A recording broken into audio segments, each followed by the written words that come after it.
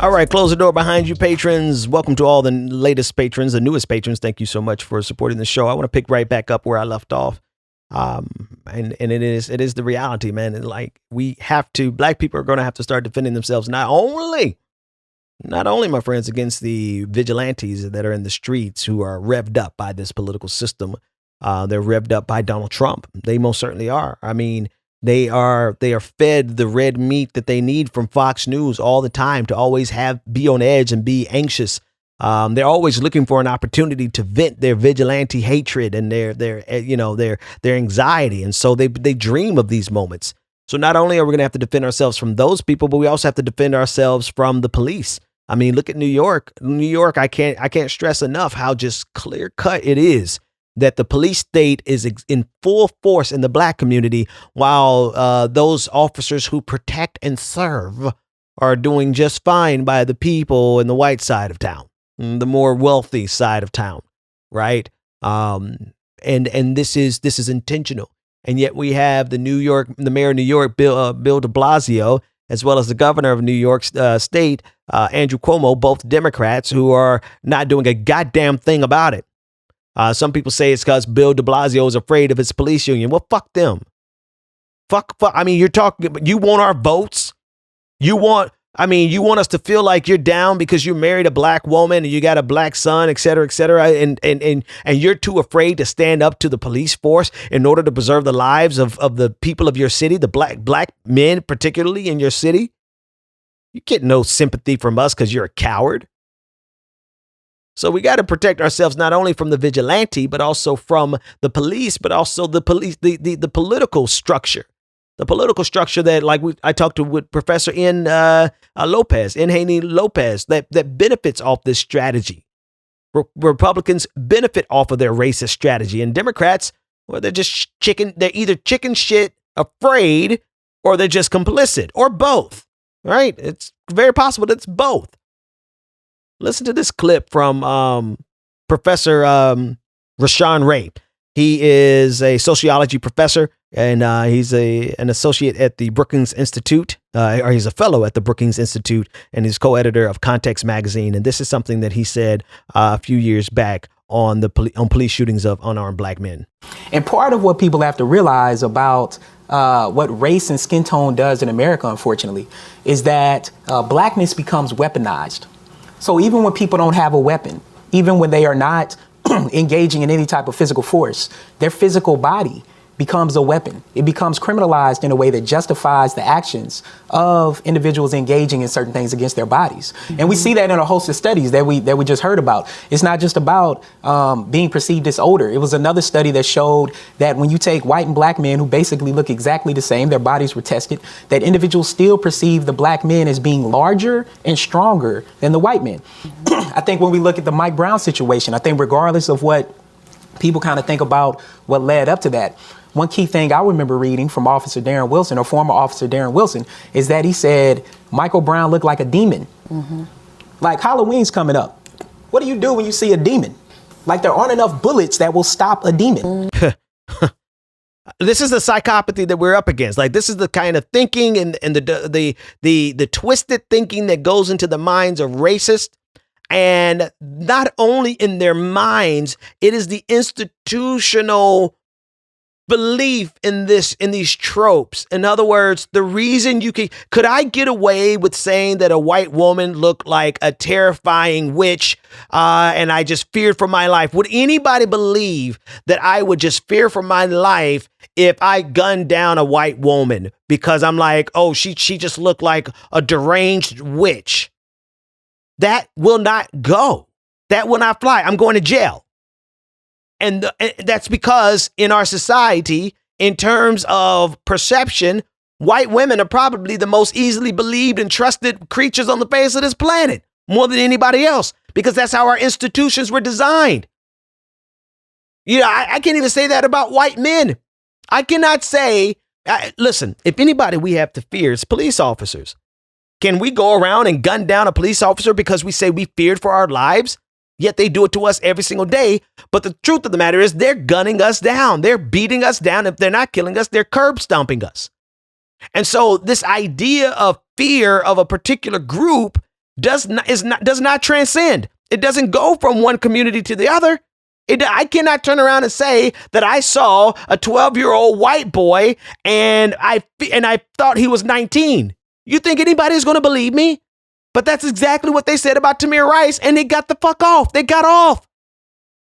So not only are we fighting against this trope, this actual tangible thing, this measurable phenomenon of I gotta make this public. This actual tangible, real phenomenon of people perceiving black people to be more intimidating and fearful.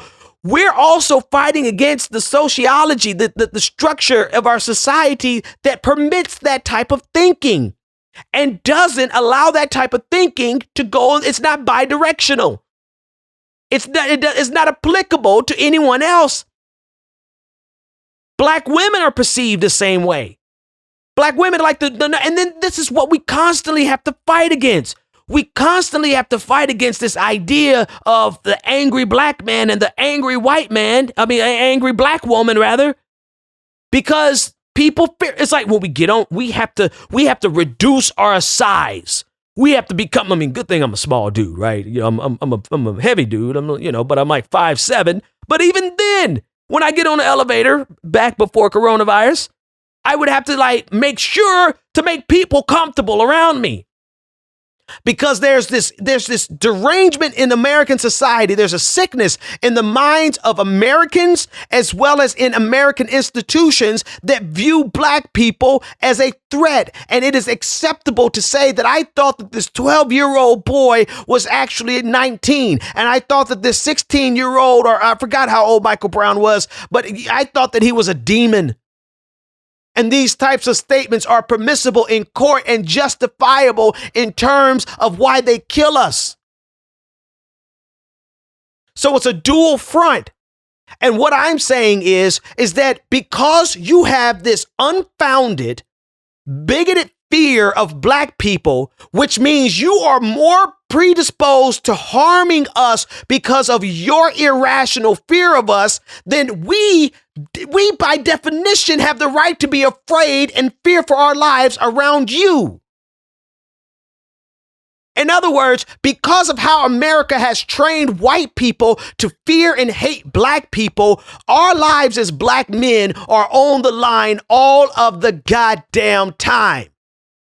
And so it is logical for us to fear for our lives around white people and around police officers of any color, because you have been programmed to fear us. And because of that irrational fear, our lives are at risk. And so as a matter of self-defense, we are justified in fearing you. And if we got to shoot you first, then we are justified because of how twisted this country is.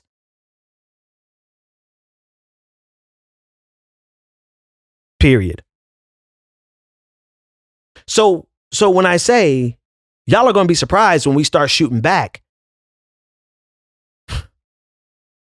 and the logical argument is there.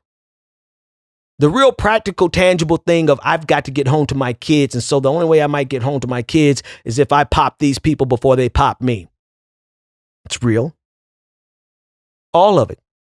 All because this country has a vested interest in protecting its bigoted, long history of vilifying black people for political and economic power. They didn't just vilify us because they just didn't like us. That's a part of it. But they also dehumanized and vilified us because they had to justify slavery. How else do you explain the fact that you have millions of people in slavery except for you to make sure that your country never views them as human? And you think that shit just went away after 400 years of slavery, dehumanizing us, vilifying us to justify this political economic system that made America rich? You think that shit just went away after 100 more years of Jim Crow? You think that went away because we had a black president? No. The reason you know it didn't go away is because every single day in this country, the police use it as a justification of why they beat the shit out of us. Why they treat our communities like a police state. Every so many years, we have vigilantes who come out here, and probably more. We just haven't seen the video of it yet. come out here and say they feared for their lives.